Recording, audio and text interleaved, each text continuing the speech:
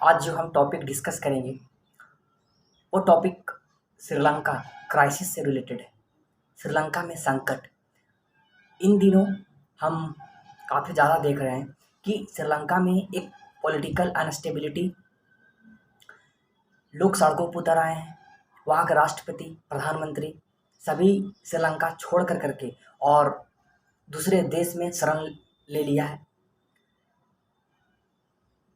जो वहाँ के लोग काफ़ी ज़्यादा विरोध कर रहे हैं और उसके कई सारे रीज़न हैं जो श्रीलंका को अभी इस टाइम इस संकट में ले आया है। हम सभी चीज़ों के बारे में डिस्कशन पूरे डिटेल्स में करेंगे। मेरा नाम है रुद्र प्रकाश और आप देख रहे हैं ऐसा भी। किसी भी टॉपिक को बहुत ही इजी लैंग्वेज में समझे। मेरे चैनल को सब्सक्राइब करें। So please so we start the session. सबसे पहले हम पॉलिटिकल कंडीशन के बारे में जानते हैं कि आखिर क्या था। 2019 में इलेक्शन होता है श्रीलंका में और वहाँ के जो प्रेसिडेंट है, जो राष्ट्रपति है, वो बनते हैं गोटाबाया राजपक्ष जी बनते हैं और वहाँ के प्रधानमंत्री महिंद्र राजपक्ष जी बनते हैं। उनका टेन्यूर चल ही रहा था, बट 2022 जो अभी रिसेंटली अप्रैल से लेकर करके एक पॉलिटिकल अनस्टेबिलिटी बहुत ज़्यादा देखने को मिला श्रीलंका में, और जिसके कारण इन दोनों को इस्तीफा देना पड़ा और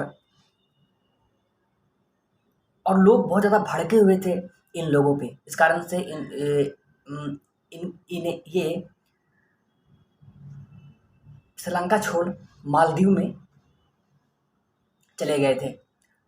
लोग, आम जनता राष्ट्रपति भवन में, जो शायद ही यह संभव हो पाता है कि जितने सारे लोग थे श्रीलंका के, सारे राष्ट्रपति भवन में इंटर कर गए और वहाँ पे सारे चीज़ों को यूज कर रहे थे। जो भी वहाँ चीज़ें थे सबका यूज वहाँ पर किया जा रहा था। तो आखिर ऐसा क्या हुआ? तो जब ये प्रधानमंत्री और राष्ट्रपति गोटाबाया राजपक्ष और महिंद्रा राजपक्ष ये दोनों ही फैमिली मेंबर हैं, दोनों भाई ही हैं। जब ये सत्ता में आए थे 2019 में, जब लोगों ने इन्हें चुना, इलेक्ट किया, तो ये लोगों के लिए कुछ अच्छे फैसले लेने चाह रहे थे। जैसे वो चाह रहे थे कि हम लोगों का जो टैक्स है वो बहुत ही कम कर दें। हाँ, ये बात तो सही है, टैक्स आपने कम कर दिया, लोगों को आराम हो जाएगा, लोगों को कंफर्ट मिलेगा, लोगों को कोई भी सामान जो है वो सस्ता में मिलेगा। बट प्रॉब्लम यहाँ आया कि अब सरकार को पैसा आना, रेवेन्यू आना, जो आय होता है सरकार का टैक्सेस से, वो बहुत ही कम हो गया। और जब कम हो गया तो वेलफेयर जो कार्यक्रम होते हैं, जो वेलफेयर प्रोग्राम होते हैं, जो लोगों के सेवाओं के लिए प्रोग्राम होते हैं, वो देना बंद किया जाने लगा श्रीलंका गवर्नमेंट के द्वारा। सेकेंड चीज़ जो उन्होंने स्टेप लिया वो था कि केमिकल फार्मिंग को पूरे तरीके से through out the Sri Lanka ban कर देना और through out the Sri Lanka organic farming को प्रमोट करना, और ऑर्गेनिक फार्मिंग ही करना। इन्वायरमेंट को लेकर करके, सॉइल को लेकर करके, हेल्थ को लेकर करके ऑर्गेनिक फार्मिंग बहुत ही अच्छा है, बहुत ही गुड है। हमारे देश में भी सिक्किम पहला स्टेट बना है जो पूरे तरीके से ऑर्गेनिक फार्मिंग करता है। बट श्रीलंका में ये अलग ही कंडीशन है, वहाँ जनसंख्या ज़्यादा था, साथ ही साथ जो थ्रू आउट द श्रीलंका उसने केमिकल फर्टिलाइजर जो होता है वो पूरे तरीके से बंद कर दिया और टोटली ऑर्गेनिक फार्मिंग पर डिपेंडेंट हो गए। वहाँ का वहाँ का सरकार ने पूरे तरीके से बैन कर दिया केमिकल फार्मिंग को, जिससे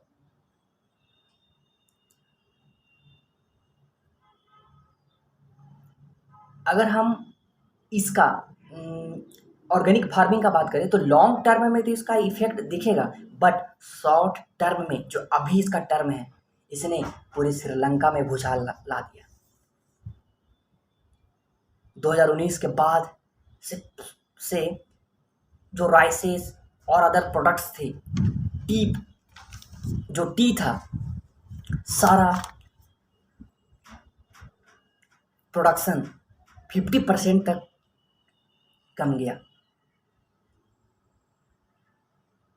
एग्रीकल्चर पूरे तरीके से फेल हो गए, प्रोडक्शन हुआ नहीं, मार्केट तक लोगों तक पहुंचा नहीं, लोग हंगर के शिकार होने लगे। श्रीलंका एक ऐसा देश है, जो मैक्सिमम जो उनका रेवेन्यू होता है वो बेसिकली टूरिज्म और चाय, टी का जो एक्सपोर्ट है उसके थ्रू होता है। ऐसा माना जाता है कि श्रीलंका टॉप 5 में टी प्रोडक्शन के रूप में जाना जाता है। हम बात करते हैं टूरिज्म का, तो टूरिज्म बहुत ज़्यादा लोग देश विदेश से लोग वहाँ पे घूमने आते थे, बट 2019 के बाद कोरोना पीरियड स्टार्ट हुआ। जब कोरोना पीरियड स्टार्ट हुआ, सब तरफ लॉकडाउन लगा, तो लोगों का आना बंद हो गया और टूरिज्म सेक्टर पूरे तरीके से ठप हो गया। श्रीलंका का जितना जीडीपी है उसमें टूरिज्म का जो पार्टिसिपेशन होता था वो 12% होता था, और ये 12% टोटल पूरे तरीके से श्रीलंका में ठप हो गया। यानी अब श्रीलंका को टूरिज्म से भी किसी भी तरह का रेवेन्यू नहीं हो रहा था। साथ ही साथ 2019 के बाद 2020 में श्रीलंका में ही कई सारे बम विस्फोट हुए, बम ब्लास्ट हुआ, जिसे हम लोग ईस्टर संडे के नाम से भी जानते हैं, जिसके कारण जो भी फॉरेन कंट्रीज से लोग आते थे, जो यूरोपियन स्टेट से लोग आते थे, वो आना बंद कर दिए। साथ ही साथ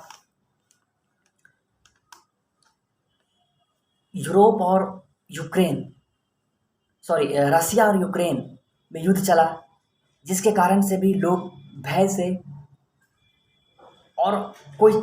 भी आना बंद हुआ, और लोगों ने एक्सपोर्ट भी जो यूक्रेन और रशिया करते थे इन देश के लिए, वो भी यहाँ आना बंद हुआ। यानी टोटल तरीका से जो भी इन्वेस्टमेंट होता था, जो भी लोग यहाँ पे आते थे, सारा बंद हो गया। चाय का प्रोडक्शन जो होता था वो पूरे तरीके से गिर गया। अब सरकार के पास इतना रेवेन्यू नहीं है, इतना पैसा नहीं है कि वो कोई चीज़ खरीद सके। उनके पास फॉरेक्स रिजर्व पूरे तरीके से कम गया, अब वो बाहर से भी सामान नहीं ला सकते हैं। उनके पास डॉलर पूरे तरीके से खत्म होने के कगार पर पहुंच गया।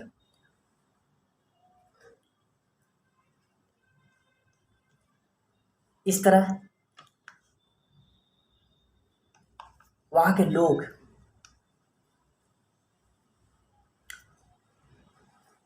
लोगों को काफ़ी ज़्यादा परेशानी झेलनी पड़ रही थी। कारण था कि प्रोडक्शन किसी भी चीज़ का, जो खाने पीने का सामान है, जो बेसिक नेसेसिटीज़ है, वो उसका प्रोडक्शन कम हुआ है, मार्केट में कम अवेलेबल है, और डिमांड करने वाले ज़्यादा है, तो हर चीज़ का प्राइस बढ़ गया।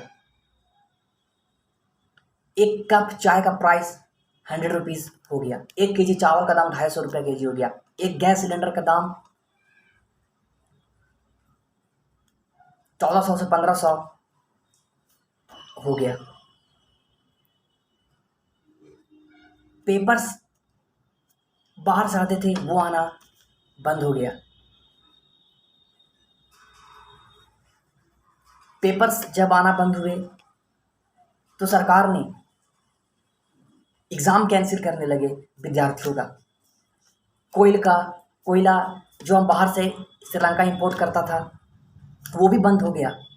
जो भी स्टॉक था उसमें सरकार मैक्सिमम यूज करना चाह रही थी। रात में सरकार के द्वारा आदेश दिया गया कि जो भी स्ट्रीट लाइट जो रात में जलते हैं सड़क पे, उन सारे को बंद कर दिया जाए और सेफ किया जाए। ट्रांसपोर्टेशन बंद कर दिया जाए, जिससे लोग वहाँ त्रस्त हो गए।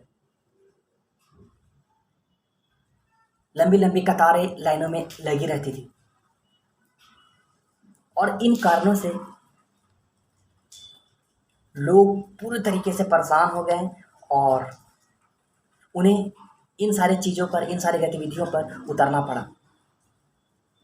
कई सारे संपत्तियां जला दिया गया, काफ़ी सारे तोड़ फोड़ हुए, लोग सड़कों पर विरोध प्रदर्शन करने उतर गए। आज हम लोगों ने जाना कि श्रीलंका में आखिर प्रॉब्लम क्या है, वहाँ क्या क्राइसिस हुआ है और क्यों इतना सारा वहाँ पे अनस्टेबिलिटी देखने को मिल रहा है। Thank you. मेरा जो चैनल है ऐसा भी सब्सक्राइब करें और बहुत ही इजी लैंग्वेज में किसी भी टॉपिक को समझें। Thank you.